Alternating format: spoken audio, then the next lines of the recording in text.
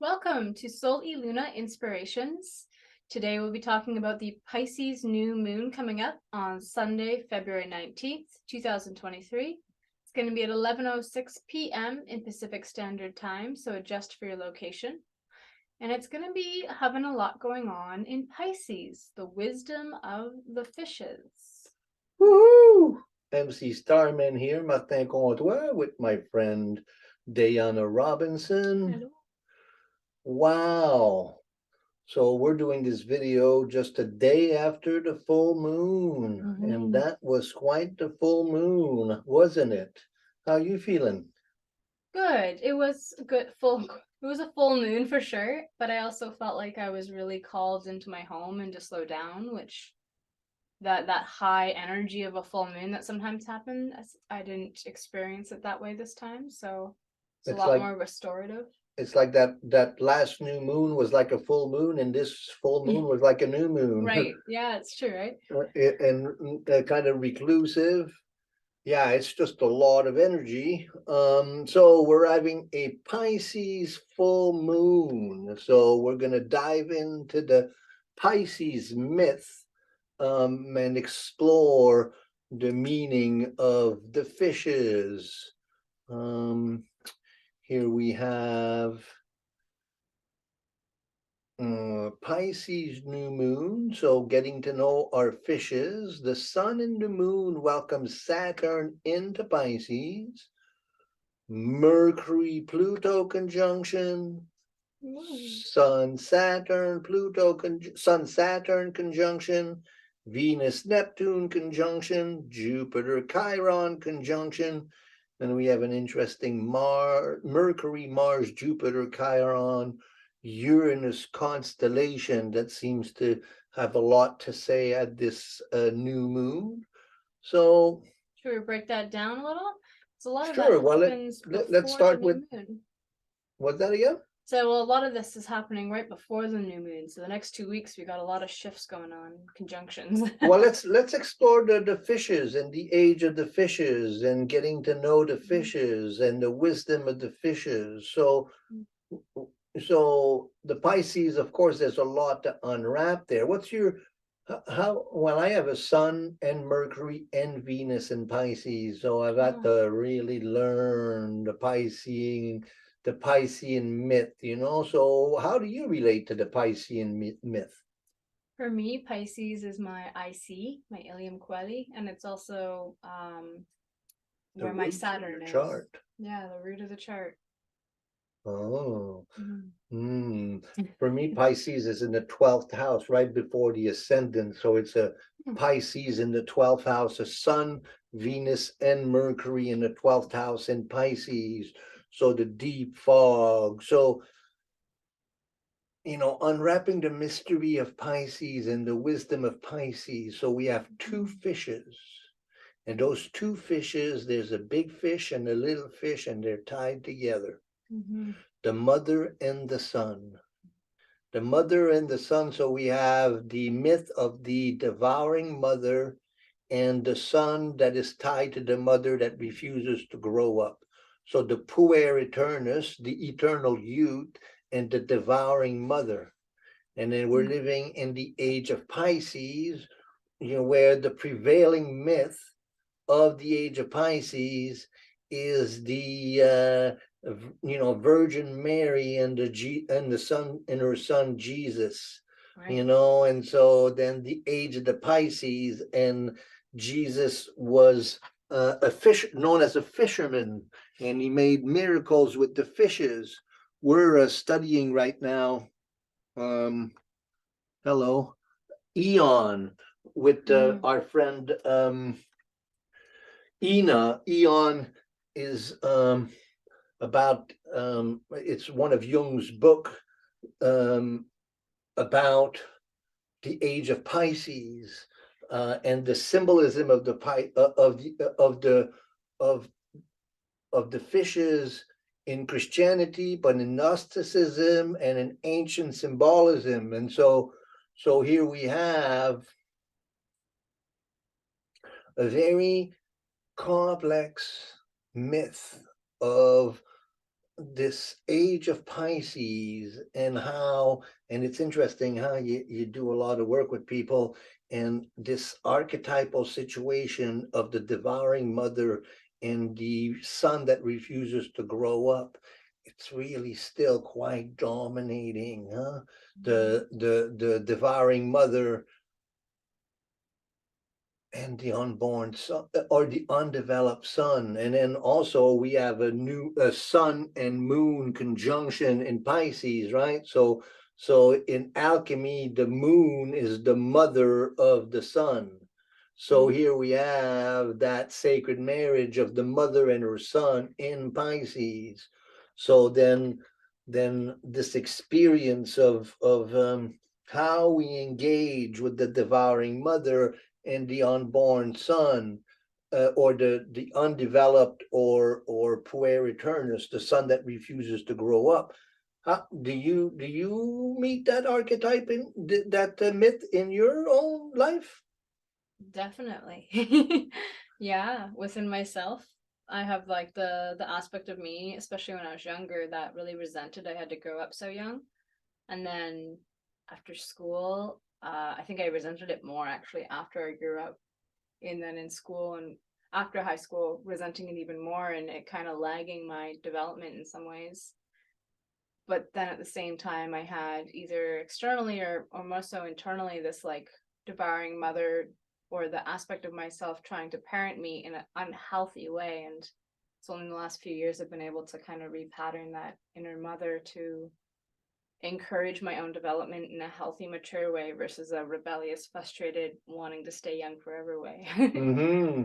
Also, the way men and women relate in this day and age, and how the woman and the man, and how in a lot of instances the man doesn't really want to play the role of the man, and the woman plays a more masculine kind of devouring role. These patterns have developed over this millennia, and they're kind of set patterns that are very, very difficult to overcome. Yeah.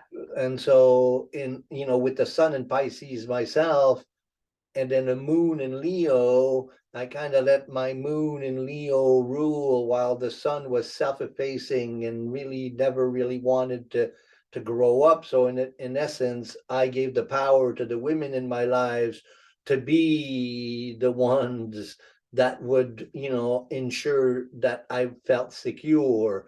And so that worked to the various degrees of success. But so then this integration of the devouring mother and the unborn, the divine son, how do we engage with that? Personally, I try not to be the devouring mother all the time, and that usually gets me a little farther. But engaging, I feel like it's one is just being able to step back and notice when things are in their extreme, because I feel like there's a lot of extremes there. Yes, yes. I think that is to also realize that we can be the devouring mother to our own masculine. Yeah. I know that in my own process, to learn to allow the masculine side of my personality to develop more. I mean, it's interesting. I call myself a late bloomer because I don't think that I really was able to do that till my 50s or 60s, really, to really become more of an independent man emotionally. And again, I have Sun, Mercury, and Venus in Pisces. But this particular a new moon as Sun and Moon in Pisces, but also Venus and Jupiter, who will be having a conjunction. So very strong Pisces energy. And also Saturn is in conjunction with the new moon and getting ready to enter Pisces. And Mercury will also enter Pisces really shortly. So then the Piscean energy is really loaded up. So what's the wisdom of Pisces? What is Pisces in the development, in the journey of development that the zodiac is? I look at Pisces a lot as, I mean, it's the last sign. So there's this, if we look at the astrological wheel as a development of consciousness, it's the final kind of, let's say, like path to go through. Mm-hmm.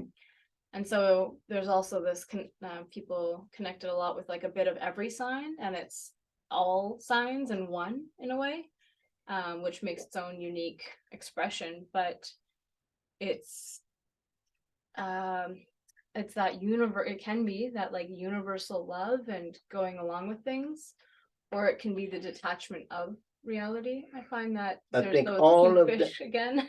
but it's all that rolled into one, Mhm. it's the return to the mother, to Mm. the oceanic mother, to the return to the womb, so that we don't have to experience a life of separation in the world.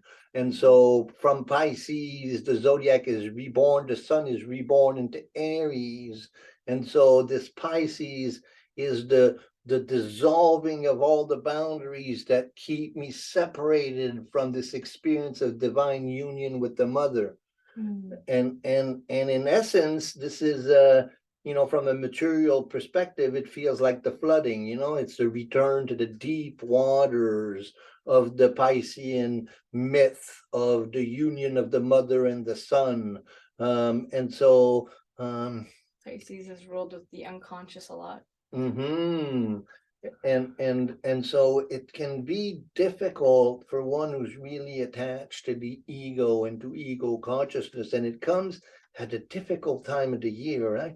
We just had Imbolc, so the sun is out of the darkness of the winter. The darkest times of the year is from Halloween. What is Halloween in Samhain and Imbolc, between those 2 points, the middle of the fixed sign, middle of Scorpio to the middle of Aquarius, that's the darkest quarter of the year. Now we're entering into the more of the light, but we have to still feel through the depth of the whole experience of Pisces before being reborn in Aries. Pisces is very difficult in Montreal. And when I was growing up, March, the month of Pisces, was always the month was the most suicide. It's like the return to the mother calls. And so it's a very difficult psychological time where we just want to experience divine containment. The February blues.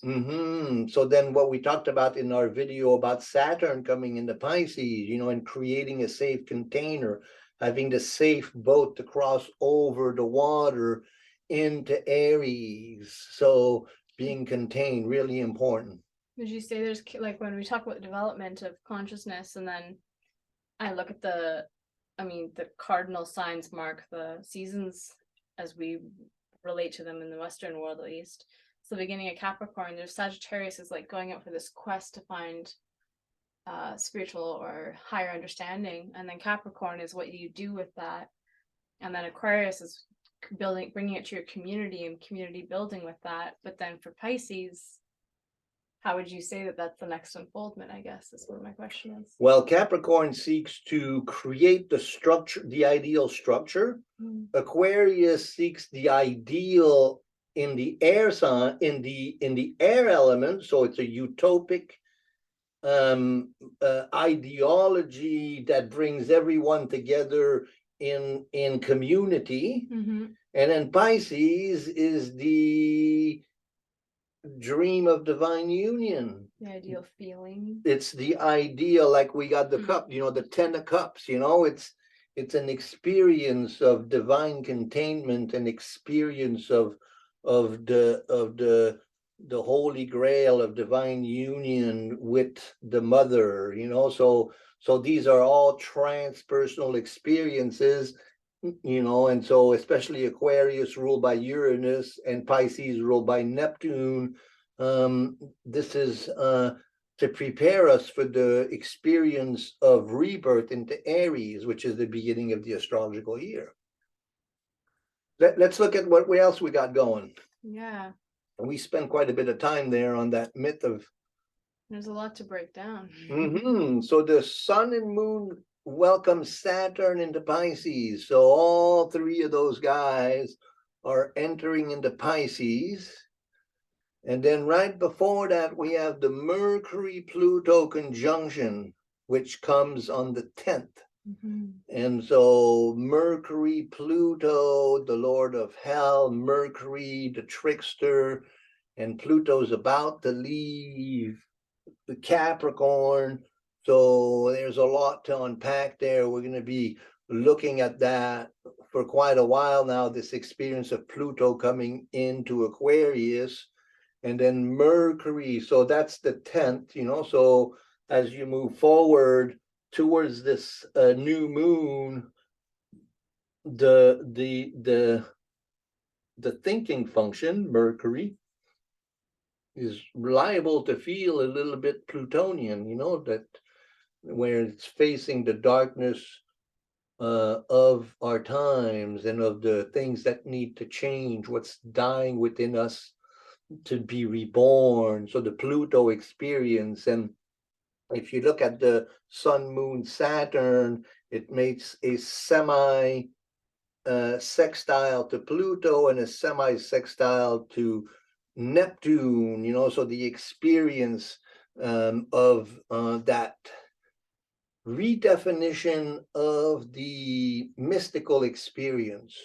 So Neptune and Pluto sextile, we talked about it in the last video on Saturn and Saturn entering Pisces. We talked a little bit about it. This. Oh no, that was in the workshop that I just did. Hello. So that Neptune Pluto sextile. That Neptune Pluto sextile you see on there, that's been active since 1940. It's a long time. 80 years, that Neptune Pluto, and it followed the Neptune Pluto conjunction of the turn of the 19th century to the 20th century, the turn of the 20th century.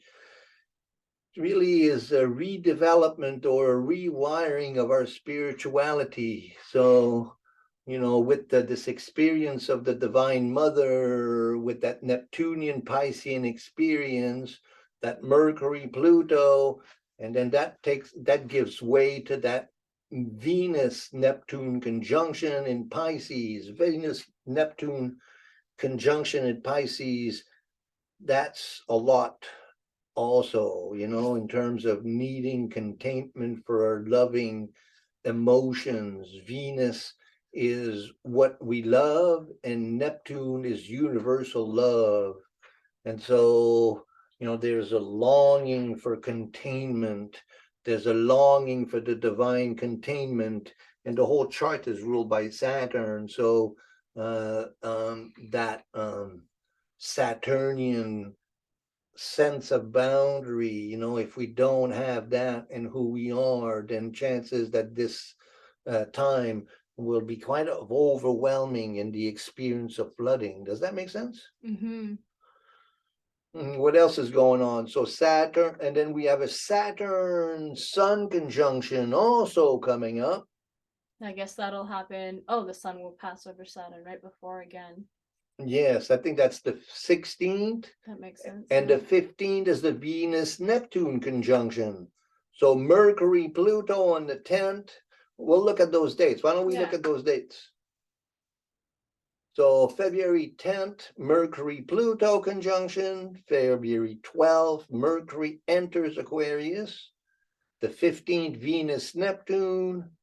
The 19th, Pisces New Moon. But the 16th, Sun Saturn. Yeah, those are inverted there. And then Venus goes into Aries. And then we have that Saturn ingress into Pisces. And then we have Jupiter, Chiron, and Pluto comes into Aquarius on the 23rd. So that's that really intense March that we're going to be facing. This is a very interesting end of the year that we're facing. And a lot of shifts before we start spring. And then with Pluto coming into Aquarius, right into the new astrological year, that's bound to set the tone for 2023. We're kind of in a transition period because in our system, 2023 has already begun, but astrologically, It hasn't begun yet. Makes sense. Let's look at that Mercury. Yeah, a little backward. Yeah, Mercury, Mars, Jupiter, Chiron, Uranus. Mars. So if you look at Mercury, it's in a trine to Mars. Mercury rules Gemini, so it's very communicative. And then it squares Uranus. Mercury, Uranus traditionally is genius, or the personal mind connected with the universal mind. And both Mercury, Mars, and Uranus make that little triangle. And they also unite with Chiron and Jupiter. So then the personal and universal mind heroically engaged in integrating the sage healer archetype. So that's really in this mood of return to the source, return to the Piscean energy with Venus, Neptune, with Sun, Moon, Saturn, and then with Pluto, Mercury.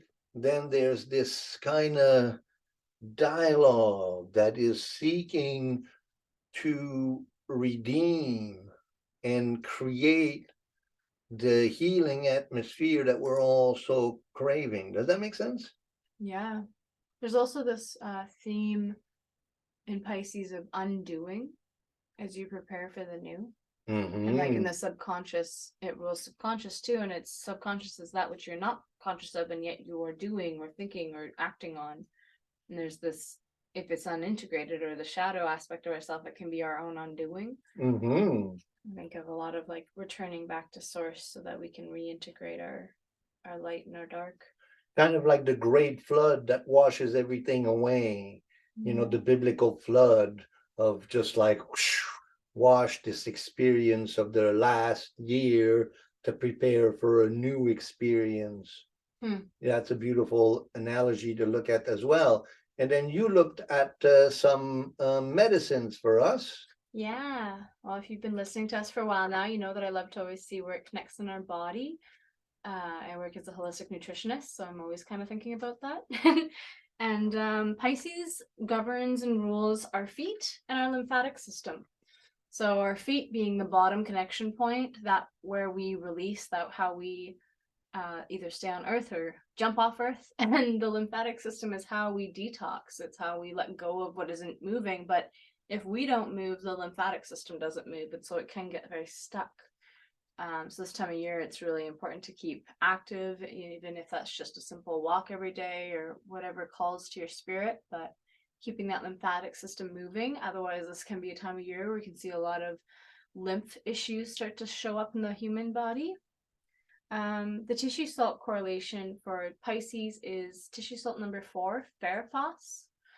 Ferrophos is a phosphate, so it helps our nervous system, but ferrum is the key carrier. And so ferrum, think of ferrous or iron.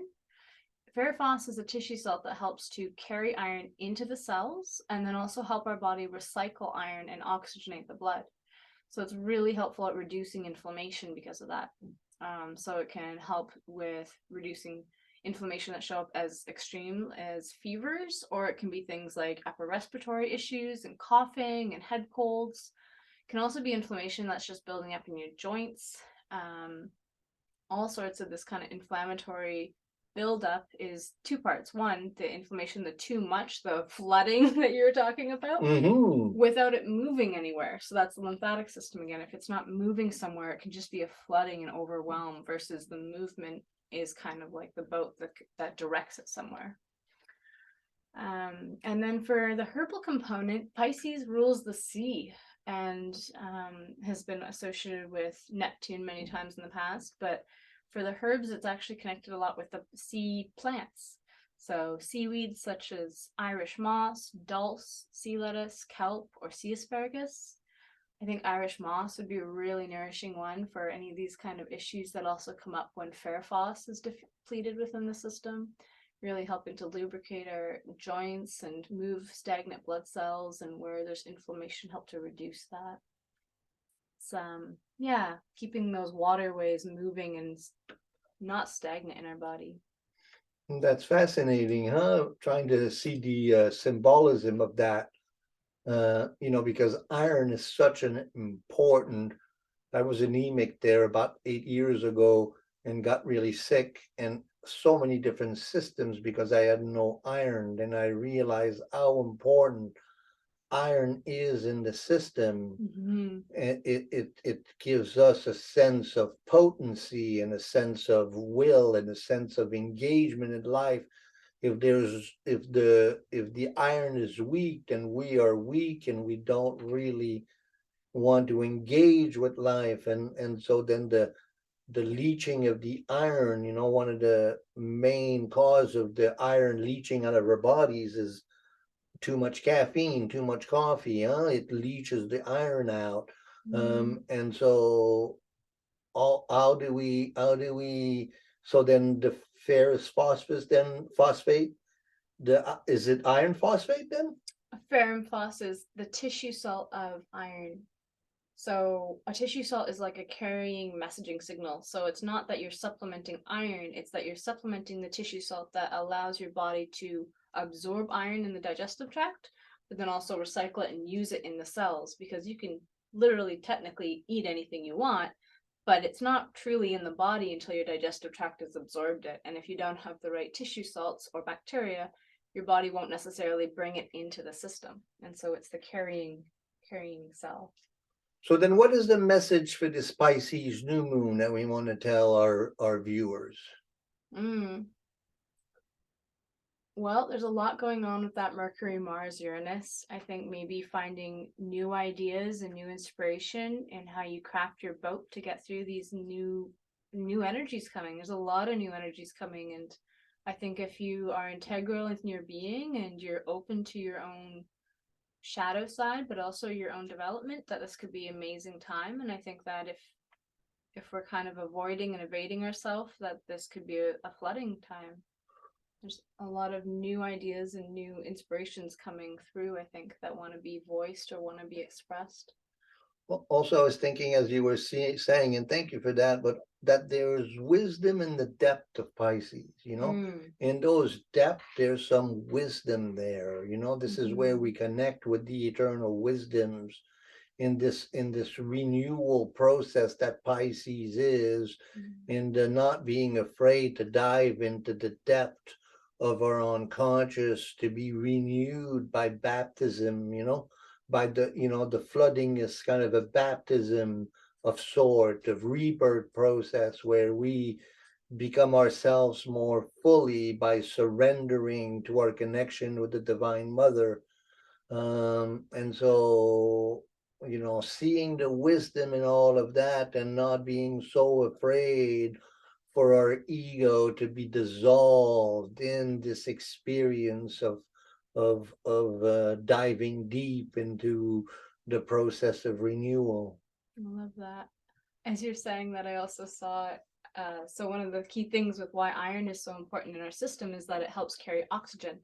And oxygen is arguably one of the most important nutrient or elements that goes throughout our system. And if there's no oxygen brought, the tissue will die within our body.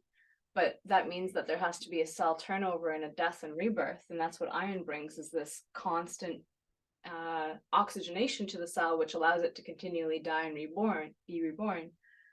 And so on a physical level, that's the hemoglobins, right? That's part of it. Yep. They carry the oxygen and the iron together, and if you don't have enough oxygen, it does iron. It doesn't hold on to the oxygen. Yeah. Interesting. Red blood cells. And it's all symbolic too, huh? Yeah. And it's been so nice hanging out with you guys. I hope that you like this video. Please subscribe to the channel.